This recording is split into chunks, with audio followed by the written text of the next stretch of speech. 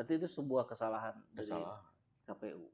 Artinya ibaratnya apa ya, sunnah menghentikan yang wajib. Kan Sirekap posisinya sunnah, Iya. tools untuk Iya. membantu, Iya. ya kan. Sementara rekapitulasi manual itu kan yang pokok, harusnya nggak boleh berhenti. Ada juga kasus, ini lucu ya, satu KPPS dengan saksinya sepakat perhitungan suara selesai jam 10, administrasi besok. Ya kan bahaya kan, banyak yang bisa terjadi malam itu. Kita nggak menuduh apa-apa. Tapi ruang-ruang gelap itu, kertas suara tidak dicoret, gitu kan bisa dipakai. Dari sah jadi tidak sah kan gampang. Coblos aja yang lain kan selesai, gitu kan. Atau yang kosong polos. Cuman kan ada C1 Plano yang dipegang saksi. Ya kan tadi saya bilang orang C1-nya diurus jangan besok sepakat. Itu contoh. Jadi memang tidak mudah ya mengelola saksi, harus berpengalaman. Kemudian PPS juga karena kan alasan regenerasi. Mereka juga mungkin ikutnya baru sekali, mungkin nggak fokus juga. Jadi ya kan saksi lawan KPPS kan ngotot KPPS-nya gitu. PPK-nya juga ngotot misalnya gitu kan. Kang, kalau yang kita lihat di kpu.go.id kan itu ada hitungan-hitungan yang sekarang sudah mungkin 70%-an. Itu yang dari Sirekap atau yang manual itu? Dari Sirekap. Kalau manual kan nggak di manual situ. Tidak ada berarti, tidak ada manual informasi ke publik. Manual sendiri nanti dari PPK masuk ke KPUD kota, masuk ke KPUD provinsi, masuk ke KPU, nanti itu jalurnya manual. Tapi kan akan diinfokan ke publik sampai di PPK hitungannya. Nggak disampaikan. Progresnya nggak disampaikan. Progresnya sendiri aja nanti dia jalur. Itu yang sah seundang-undang. Adapun Sirekap itu kan bahasa Pak Ketua KPU kan untuk dipelototin bersama. Cuma dipelototin bersama kan jadi diomelin bersama. Iya. Di sini dibenerin, yang sini ngaco. Iya. Ini benerin, sini ngaco. Iya gitu.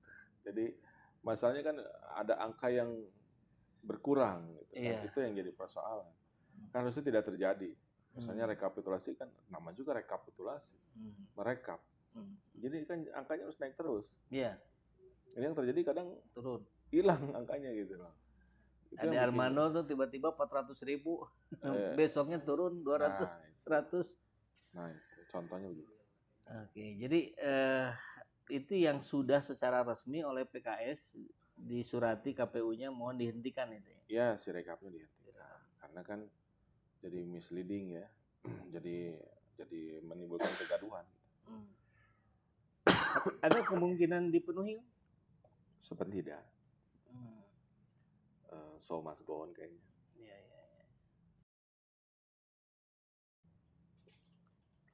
Nah, berarti kegaduhan riuh sana sini segala macam itu tuh sumbernya Sirekap yang mestinya bukan menjadi patokan. Begitukah? Kalau kegaduhan mah banyak. Okay. Macam-macam sumbernya. Macam-macam. Tadi misalnya ketidakkompetenan KPPS yang baru. Kemudian juga Sirekap. Kemudian juga di tingkat PPK juga. Ada juga PPK yang ngotot harus pakai Sirekap, soalnya Sirekap itu wajib. Ada yang lebih parah lagi. Jadi C1 harus menyesuaikan dengan Sirekap. Nah, itu. Ya kan? Iya. Karena tahu pipaseaun gitu kan. Itu piributun. Kan saking nggak paham gitu ya. Bisa bener nggak paham, bisa pura-pura nggak paham kan. Kalau di politik mah kan apa saja bisa terjadi. Ya berarti kalau begitu modelnya tuduhan banyak orang tuh benar. Ini dibuat dulu survei, quick count mendekati hasil survei, real count mendekati quick count. Didekati. Tadi kan ada upaya-upaya untuk menyamakan dengan Sirekap berarti kan. Artinya pola-pola yang dilakukan ini kan kira-kira maksudnya begini, Kang Haru. Ini sudah bikin gaduh. Semua orang sudah bicara. Bahkan bicaranya sudah ada yang sampai jauh. Diskualifikasi 02, pemakzulan Jokowi. Wah, ini udah kemana-mana ini. gara-garanya si rekap itu kan, Kang? Ya, salah satunya gitu. Ya, salah satunya iya. Di luar yang pencoblosan. Bukan hanya itu, banyak hal. Misalnya, kan saya juga mau komentar, misalnya Bawaslu. Ya. Tidak ada mekanisme hak angket dalam pemilu. Ya. Ya kan? Menurut Bawaslu itu. Menurut Bawaslu. Ya betul, kalau urusan apa? Urusan pencoblosan, urusan ini itu bukan urusan hak angket. Tapi Bawaslu lupa gitu. Menggerakkan aparatur sipil negara itu kan bisa dihak angket. Menggerakkan oknum aparat penegak hukum kan bisa hak angket. Ya kan, apabila presiden terbukti melakukan ya kan pelanggaran konstitusi, menggunakan pengaruhnya untuk mempengaruhi hasil pemilu, ya kan, saya kira itu layak untuk dibahas di hak angket, gitu. Jadi ya Bawaslu bukan wilayah dia sebetulnya ngomong begitu. Sama lah kayak KPU ngomong terbuka dan tertutup gitu, proporsional terbuka tertutup kayak KPU yang ngomong kan kata saya itu kan bukan wilayahnya dia. Oh ya Mahkamah Konstitusi. Udah gitu Mahkamah Konstitusi yang begitu kan. 9 hakim MK diputuskan melanggar kode etik itu kan bukan hoax. Itu mah fakta hukum. Gitu. Jadi kalau kemarin tuh siapa yang bilangnya udahlah, Sekjen PKS Pak Abu Bakar. Kalau di MK kan ada pamannya, udah kita di DPR aja kan. Artinya proses politik dijalankan, tapi tentu proses hukum pun tetap ditempuh, kan kurang lebih begitu kan? Iya, artinya kan masing-masing kan punya wilayah. Hal yang paling berbahaya itu apabila publik sudah kehilangan kepercayaan. Iya, sudah nih kayaknya. Iya kan? Kan yang paling mahal tuh trust. Iya. Sekarang kita minum kopi ini karena kita percaya kopi ini aman. Tidak ada cyanidanya. Iya. Kalau kita ragu-ragu kopi ini ada cyanida, kita tidak akan minum. Karena kita tidak yakin, tidak trust. Makanya trust itu mahal. Makanya kalau perusahaan ketika ada keluhan tentang produk, satu kecacatan yang bisa berdampak panjang, ditarik oleh dia. Kenapa? Menjaga kepercayaan. Sekarang kalau misalnya dia biarkan itu, proses cawe-cawe itu dibiarkan aja, ya kan, oknum aparat bergerak, mengarahkan pemenangan dengan hibah, money politik secara TSM yang sulit untuk dibuktikan, gitu. Nanti pada akhirnya kan masalah kepercayaan yang jadi pertaruhannya. Dan kalau sudah kehilangan kepercayaan, maka berikutnya kehilangan legitimasi. Kalau sudah kehilangan legitimasi, berbahaya. Aparat penegak hukum sudah tidak dipercaya. Oke. Kalau begitu berarti hak angket itu bukan untuk upaya meminimalisir kecurangan lagi, tapi justru untuk membongkar. Atau bagaimana, Kak? Ya saya kira hak angket itu kan DPR melakukan penyelidikan kepada proses penyelenggaraan pemilu.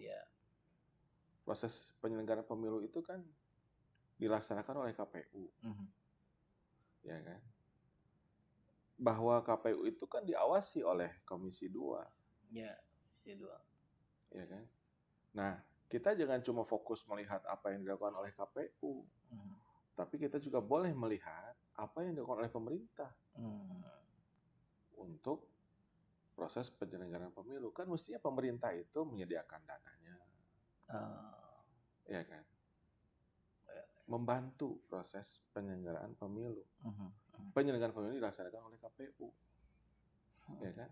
Tapi kalau ternyata pemerintah atas pengaruh presiden misalnya melakukan upaya-upaya penggiringan, mengiming-imingi misalnya terbukti, mengancam misalnya terbukti, ya bahkan terlibat dalam misalnya upaya money politik secara terstruktur, sistematis dan masif, bukankah 50.000 suara yang dilakukan dengan TSM itu kan diskualifikasi. Itu angka batasannya Iya. 50.000. Jadi kan lebih. Gitu. Jadi pasti lebih. Yang dicari kan itu sebetulnya. Oke. Jadi saya kira ya Bawaslu kan alhamdulillah ya sudah dinaikkan tunjangannya beberapa jam sebelum pencoblosan kan. Iya. Ya pasti harus bertugas lah. Tugasnya kan mengatakan itu. Itu kan pakai duit kita itu. Ya makanya. Jadi ya rakyat sedang yang menggunakan haknya. Iya. Oleh anggota dewan untuk memastikan proses penyelenggaraan pemilu ini legitimate. Proses pemilu ini layak untuk dipercaya, hasilnya diakui bersama. Sekarang gimana kalau hasilnya kemudian tidak diakui? Kan repot dan terus menimbulkan ketidakpuasan. Iya kan? Oh, nanti cuma menggunakan kekuatan hukum, ya silahkan aja. Kan masing-masing juga akan mengambil sikap masing-masing. Baik. Ini sebelum pertanyaan dari saya dilanjut, gimana Teh Ipah yang lain sudah ada yang menarik untuk dibacakan nih komentarnya? Amin Presiden. Menyala abangku. Wah, luar biasa. Ini warna ini yang menyala juga nih. Kang Haru, yang menarik adalah apakah hak angket ini akan berujung pada sampai mana ujungnya kira-kira? Apakah sampai pada pembuktian ada kesalahan besar dilakukan KPU dan pemerintah sehingga dibatalkan, atau sebagian teman-teman yang bilang ini harusnya sampai ke ujungnya nih pemakzulan. Gimana menurut Kang Haru? Iya kan hak angket lanjut kan interpelasi. Minta penjelasan. Interpelasi lanjut ke hak menyatakan pendapat. Hak menyatakan pendapat, nanti DPR apa pendapatnya? Misalnya DPR berpendapat terjadi pelanggaran pemilu, terjadi pelanggaran konstitusional, maka masuk ke Mahkamah Konstitusi ya. Mahkamah mengamalkan konstitusi. Disitulah paman berada. Yang sekarang sedang berjuang menuntut di PT UN untuk dikembalikan jadi ketua MK katanya. Jadi bukan paman luar biasa. Jadi ini menyalah pamanku maden gitu ya. Kalau bahasa anak-anak sekarang begitu. Jadi ya kan sebetulnya kan sudah melanggar kode etik. Kan tidak patut paman ini menuntut posisinya kembali. Ya, tapi kan kita melihat proses pemilu sekarang kan kita boleh berpandangan mungkin ya. Tampaknya kewarasan kita sudah berkurang sekarang. Kewarasan kita, tingkat kesadaran kita sudah mulai berkurang sekarang. Dan kita lihat hari-hari ini kan, apakah ini bentuk dari upaya menjaga kewarasan seperti yang Kang Haru barusan sampaikan? Karena kita lihat nyaris hampir tiap hari nih kantor KPU, kantor Bawaslu itu digeruduk sama rakyat. Orang protes demo di pusat, di daerah-daerah. Ini bagaimana Kang Haru melihatnya? Ya mungkin seperti dugaan saya tadi kan. Show must go. Cuma show must go ini harus hati-hati gitu. Ya kan? Kalau bahasa periode sebelumnya kan I don't care. Ya kan? Makanya ketika ditanya ini kenapa misalnya beras mahal, ya kan? Ya nanti tunggu bansos bulan Juni. Ya bulan Juni kan sebentar lagi pilkada. Artinya kan itu kode. Pilkada akan diperlakukan seperti pemilu dan pilpres.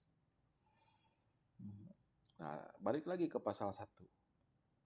Apakah langkah-langkah yang diambil ini akan dibiarkan oleh rakyat? Kalau misalnya biarkan rakyat yang sudah terlanjur pingsan, ibaratnya kalau di pesawat itu belum sempat pakai oksigen udah pingsan duluan, ya kan? Ya bisa seperti itu. Rakyat kemudian tidak bereaksi. Tapi percayalah, gitu. Setiap aksi kan pasti akan ada reaksi. Gitu. Mungkin mayoritas pingsan, mayoritas kehilangan kesadaran, mayoritas kehilangan kewarasan. Tapi pasti akan ada sekelompok orang yang dia tetap bisa menjaga kesadarannya, menjaga kewarasannya, gitu. Dan dia akan terus berjuang, gitu, untuk menegakkan demokrasi, menegakkan konstitusi, menjaga NKRI. Karena kalau kita punya konstitusi tapi disembarangin gitu, ya kan? Konstitusi kita serahkan pada paman misalnya, ya kan rumit, ya kan? Gitu. Dan mudah-mudahan kita yang ada di bagian itu, Kang, ya. Mudah-mudahan istiqomah. Nah, tapi tadi kembali bicara pada hak angket tadi, apakah ini akan menurut dalam pandangan Kang Haru ujungnya akan lebih kepada pembatalan atau terbukanya putaran kedua atau bukan dua-duanya? Ya kalau ke sana kayaknya terlalu jauh dulu ya. Sekarang pastikan dulu itu hak angketnya jalan dulu. Oke. 25 anggota lebih dari satu fraksi itu sudah bisa diajukan. Jalan dulu, disepakati di sidang paripurna, berjalan hak angketnya, nanti berlanjut hak interpelasi, ya kan? Cuman waktunya itu tuh berapa lama, Kang? Kan di sini ada waktu tuh penghitungan keputusan akhir KPU atau bahkan 20 Oktober pelantikan presiden baru, atau itu bisa berubah? Ya kan kalau politik makan kesepakatan. Sekarang menentukan tanggal itu pakai apa? Kan pakai undang-undang. Gitu. Sekarang kalau mereka bersepakat mengubahnya kan bisa berubah. Justru yang harus dijaga itu MK jangan ikut-ikutan bikin pasal. Karena MK itu bukan pembuat pasal. Bukan. MK itu cuma memutuskan diterima tidak diterima. Bukan membuat norma baru. Ini kan banyak persoalan MK. Oke. Kalau MK-nya bermasalah seperti tadi merubah persyaratan cawapres tempo hari, kemana ininya? Yang bermasalah MK gitu, ujung-ujungnya MK atau? Ya sekarang MK kan sudah melaksanakan tugasnya, langgar kode etik, diberhentikan sebagai ketua MK, terus berjuang lagi jadi ketua MK, ya kan? Nah kalau misalnya sekarang diluluskan oleh PT UN, kan nanti masuk lagi kan, PT UN kan bisa diterima bisa tidak, nanti ada MA, nanti kalau MA sudah katakanlah selesai juga gitu kan, berarti kan kemana-mana sudah selesai. Kalau kemana-mana sudah selesai, itu yang saya bilang, hati-hati. Kalau semua kanal itu sudah disumbat, ya kan, ya kita harus siap berhitung. Gitu. Rakyat akan menemukan. Ya seperti air dibendung, kesana kemarin nggak dikasih jalan, ya kan. Dia pasti akan cari cara, gitu. Dan caranya pasti akan merugikan banyak pihak. Itu mah sunatullah, seperti air tadi. Ya sunatullahnya begitu. Dia kan akan selalu mencari. Pasti air akan keluar. Cari jalan dari atas pasti turun ke bawah. Pada air naik ke atas, pasti cari jalan. Jangan tinggal di tempat air. Nanti kalau lagi musim banjir, kamu kerendam kan gitu. Coba kita kan bisa ngomong gitu aja. Mengingatkan jangan tinggal di situ. Ya. Yang menarik juga Kang, kita lihatnya hari ini kalau di Jakarta sana tuh kok kelihatan semakin mendekat nih kubu 01 dan 03 ini.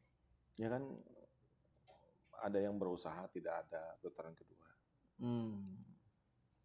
Yang mungkin sempat nggak kehitung itu, kan DPR-nya masih ada sekarang.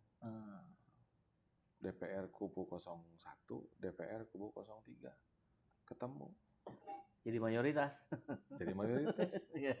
Kalau mereka misalnya setuju ada hak angket, hak angket mah nggak akan ngejar KPU. Hak angket mah akan ngejar pemerintah. Kamu benar nggak jadi pemerintah? Kalau kamu nggak benar jadi pemerintah, kamu melakukan pelanggaran, nanti akan berdampak pada hasil pemilu. Berarti pemilunya nggak sah. Gitu. Balik ke undang-undang. Gitu. Jadi yang penting mah tadi, paman tidak membuat pasal. Karena paman tugasnya bukan buat pasal. Gitu. Nah, tapi kalau di Jawa Barat sendiri Kang, kira-kira apakah sudah ada komunikasi dengan kawan-kawan 03 terkait ini? Belum. Atau itu ya. mau urusan pusat aja? 03 mah belum. gitu. Ya, jadi sekarang kan kita lagi fokus jagain suara, semua pelanggaran kita catat, ya kan? Kan nanti akan ketemunya kan di pleno KPU. Pleno KPU. Untuk urusan pilpres. Karena kan pilpres bukan urusan kota. Kota kan cuma ngitung, PPK kan cuma ngitung berapa suara 01, berapa suara 02, plenonya berapa jadi 03. Tapi kan catatan ada dari sejak di TPS ada catatan, di PPK ada catatan, di kota ada catatan, di provinsi ada catatan. Nanti akan terkumpul di pusat. Nanti sikap dari saksi pusat pilpres apa? Menerima, tidak menerima. Itu di KPU. Di KPU. Nah nanti tidak menerima bagaimana? KPU misalnya tetap so must go on, ya kan? Kan nanti tim kampanye yang punya hak, partai pengusung yang punya hak untuk mengadukan kepada MK. Atau nggak ke Bawaslu dulu atau Bawaslu bersamaan? Ya itu bisa paralel. Gitu. Oke. Baik. Nah, yang menarik juga kan kita menyaksikan secara langsung kemarin semuanya, saya kira kalau mau mengedepankan sedikit saja kejujurannya gitu. Bagaimana politisasi bansos, serangan Fajar dan seterusnya itu datang bertubi-tubi. Konon katanya jauh lebih telanjang dibandingkan 5 tahun yang lalu. Tapi kemudian kita melihat khususnya beras gitu, yang konon sudah sangat banyak digelontorkan, sekarang jadi mahal dan langka. Apakah ini karena habis dipakai bansos kemarin, itu sepengetahuan Kang Haru, atau ya ini sih lebih ke manajemen yang tidak tepat atau bagaimana? Ya saya kira banyak faktor lah kenapa langka, kemudian kenapa mahal. Ya kan kita mah belum lupa masalah minyak goreng. Gitu. Ya sebagai politisi mah kan kita boleh jadi mengembangkan pemikiran kita. Apalagi ada pernyataan nanti bansos bulan Juni keluar. Ya. Jadi si rakyat tuh dibuat lapar, dibuat susah. Jahat atau kan kalau gitu mah. Nanti kami yang jadi pahlawan. Loh, kan begitu selama ini. Ya. Ya kan? Minyak langka, minyak mahal. Terus tiba-tiba ada menteri dan ketua partai yang membagikan minyak. Seolah-olah kita nggak bisa memahami antara ketua partai dengan menteri. Dan ternyata rakyat nggak paham. Ya rakyat nerima aja. Gitu. Nah ini kan mau sama polanya gitu. Jadi sebetulnya sulit sekarang tuh mau dibuktikan karena kan memang TSN terstruktur, sistematis dan masif. Jadi memang bukan orang baru kemarin sore yang main. Makanya sangat. Saya selalu ingat kata-katanya Kang Haru yang beberapa kali juga disampaikan bahwa biasanya orang atau sekelompok orang ini akan bereaksi dengan lebih tepat ketika sudah berada di posisi terendah lah gitu. Sudah apa istilah Kang Haru tempo hari ini. Pertanyaan saya, apakah hari ini rakyat sudah merasakan itu atau tampaknya belum? Belum ya. Belum. Kalau saya agak khawatir ya sekarang. Jadi dia sekarang pun belum sadar gitu, bahwa dia itu harusnya tidak begitu. Gitu. Jadi sekarang itu tadi dengan bujukan dia juga ikut, dengan ancaman juga dia ikut, dengan bansos dia ikut, dengan uang juga dia ikut. Gitu kan itu instrumen utamanya. Yang menggerakkannya oknum aparat gitu kan. Itu kan. Oh kalau sudah dibuktikan sulit. Yang melaksanakannya ibaratnya wasit ikut tendang bola. Sulit. Gitu. Itu yang menurut saya persoalan kita hari ini. Rakyat dibuat lapar, dibuat susah, dan kemudian tiba-tiba ya kan orang yang membuatnya seperti itu akan jadi pahlawan. Ya. Begitu. Saya ingin satu terakhir Kang Haru komentar, karena saya dapat informasi tadi pagi bahwa di Bandar Lampung ada satu desa yang dikenal katanya desa PKS. Karena setiap pemilu PKS selalu menang itu. Dan sekarang juga sama, menang PKS. Tapi presidennya 02 kan. Iya. Jadi seperti ada upaya gitu. Ya udah, Bapak nggak apa-apa pilih dewan PKS aja. Tapi presidennya 02 gitu. Ya. Saya sekedar ingin minta tanggapan saja. Gimana Kang? Kalau partai itu kan hanya bisa mengendalikan sampai tingkat anggota. Ya kan? Kalau kita pakai KTA yang pilih PKS, di Jabar ini kan berarti 800.000. Kan sedikit. Iya. Yang ber-KTA di Jawa Barat. Yang ber-KTA 800.000. AIDPT 35 juta. Wow. Artinya pengendalian PKS itu ya sampai anggota. Anggota nanti mau dia calon anggota dewan, mau dia anggota dewan, dia pengurus partai, dia kan punya jejaring kan kepada konstituen. Nah, konstituen itu kan independen. Dia bisa ikut atau tidak ikut. Jadi kalau misalnya kita harus menjamin besok konstituen seperti apa ya sulit. Sama seperti zipper perempuan. Kita kan hanya bisa mendisplay. Ini loh calon anggota dewan dari PKS. Ini ada perempuan nomor 1, ada juga perempuan nomor 2, ada juga perempuan nomor 3. Kan sampai situ aja. Sudah sesuai dengan undang-undang zipper 30%. Sudah.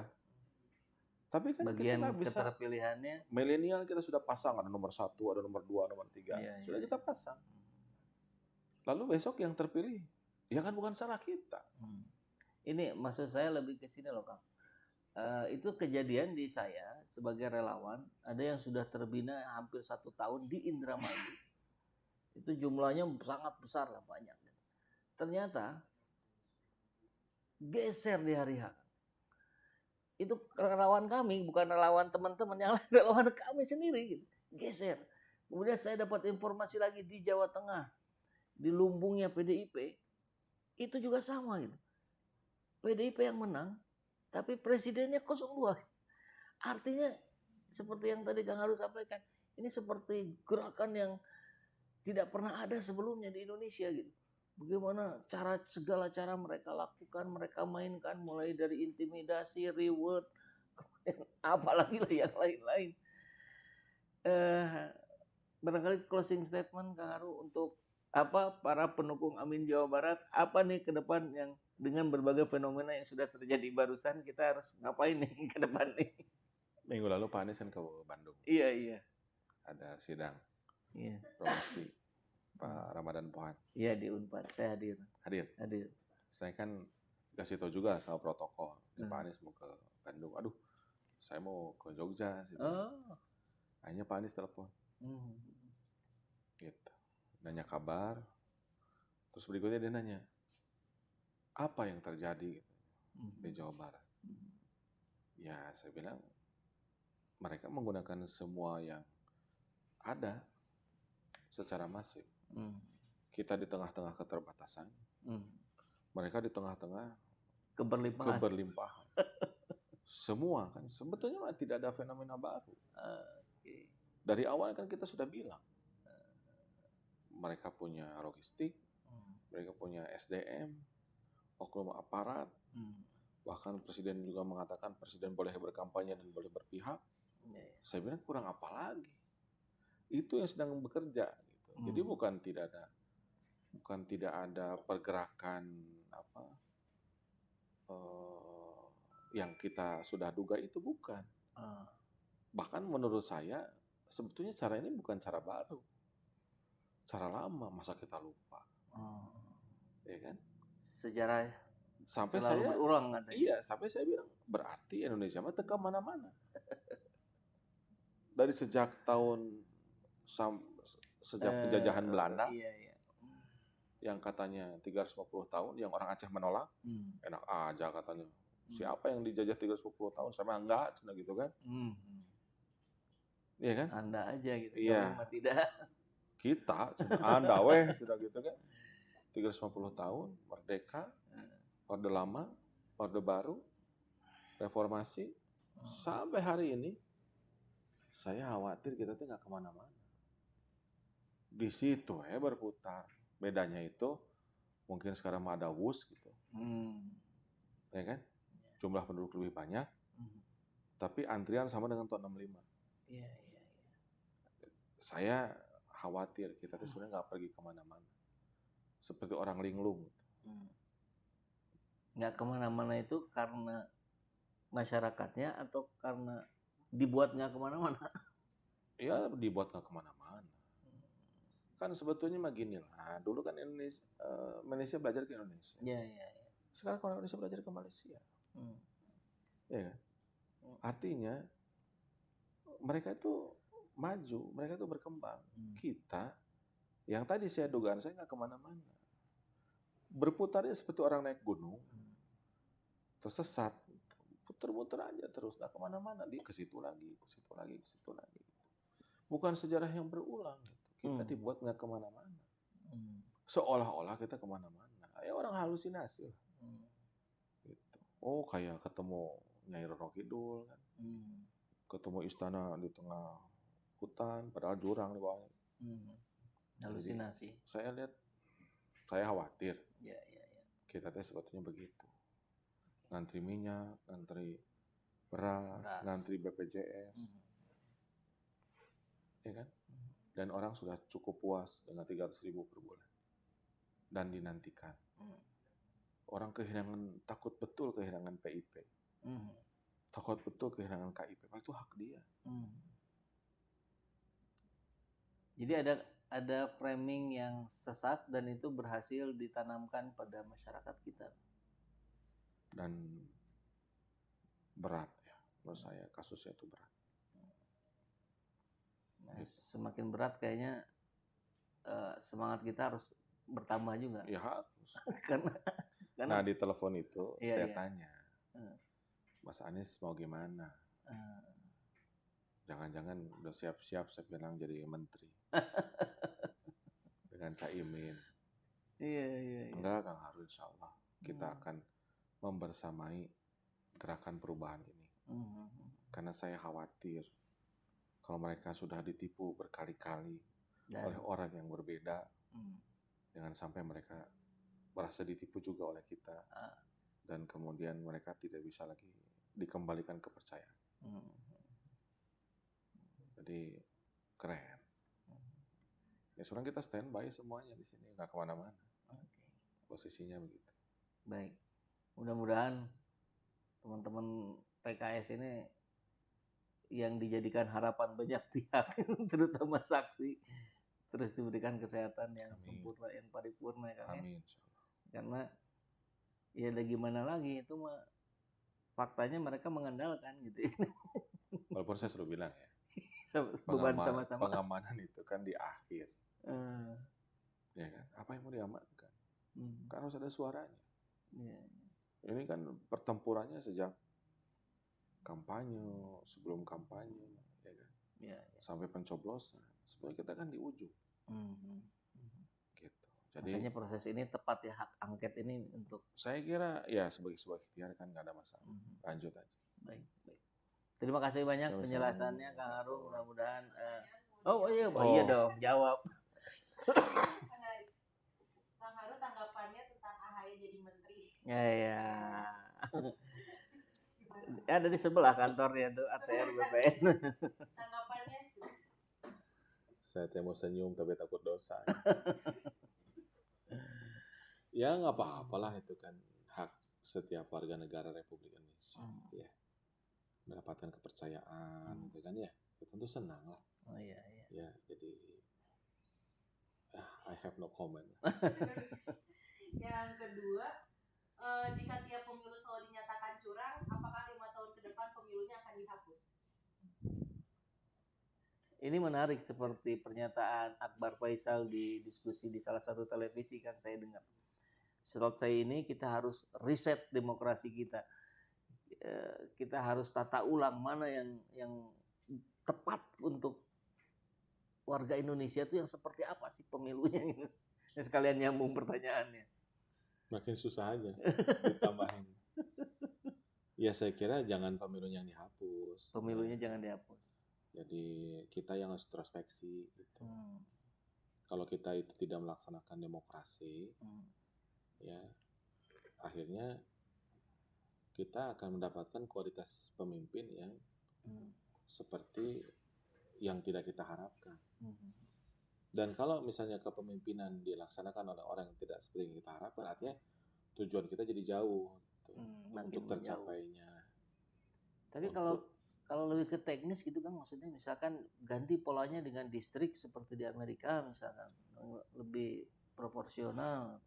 Saya mah curiga seperti yang jailbreak ya. Jadi sebetulnya sistem mah mau apa aja nggak ada masalah. Yang masalah mah orangnya. Gitu.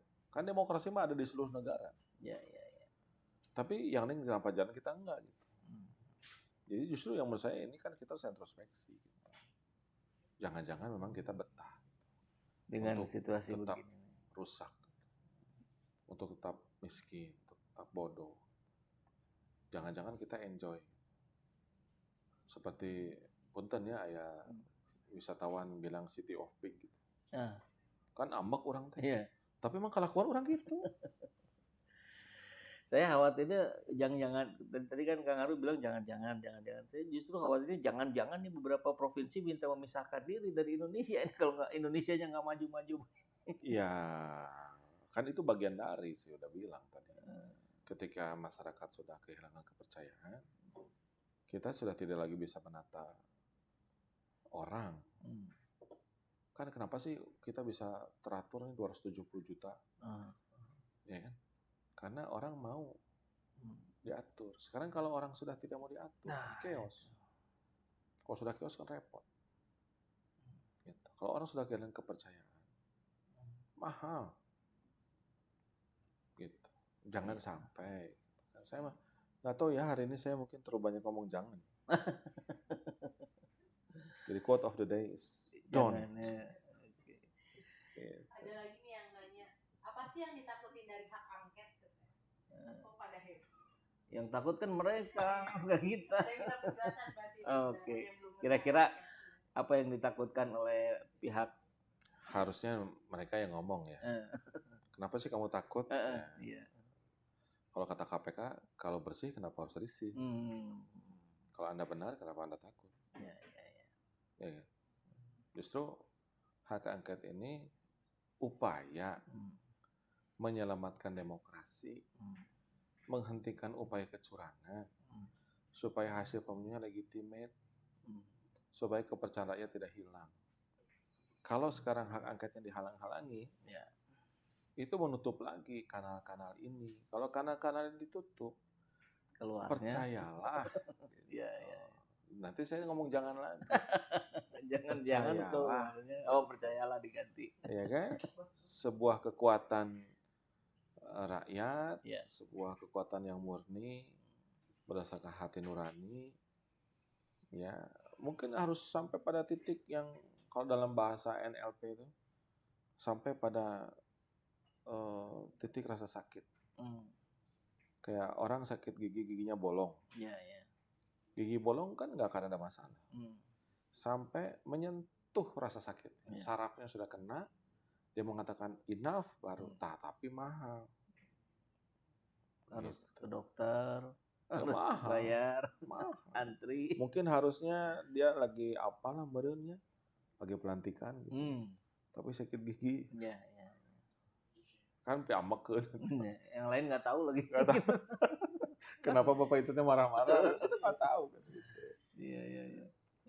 Jadi hak angket itu untuk tadi itu apa, untuk meluruskan proses-proses yang ngaco, bukan untuk merusak. Bukan, justru kalau misalnya kita halang-halangi, tidak ada hak angket, tadi kita langsung masuk ke stagnasi. Gitu. Menutup semua pintu jalur komunikasi. Kalau sudah begitu, ya nanti para pemimpin tidak akan mendengarkan apa yang sedang jadi masalah di rakyat. Dan kepercayaannya udah hilang. Nanti kepercayaan hilang. Masih ada teh? Kalau nanti Anies kalah, tetap konsisten kan di perubahan? Itu nanya ke Pak Anies apa ke Kang Aru? Ke Kang Aru berarti. Udah saya tanyain. Iya. Nanyanya bukan gitu. Nanyanya saya ganti tadi bahasanya. Apakah ke depan kalau diundang jadi menteri akan diterima? Jawabannya enggak. Gitu. Ya cukup atuh. Jadi tetap berada di jalur perubahan. Insyaallah. Udah tuh ya? Oke, yang lain mewakili lah. Baik, panjang kali kita udah berapa menit ini? 30 menit ada ya? Terima kasih banyak Kang Aru. Insya Allah bermanfaat buat pendidikan politik untuk kita semua, khususnya warga Jawa Barat. Amin. Assalamualaikum warahmatullahi wabarakatuh. Salam.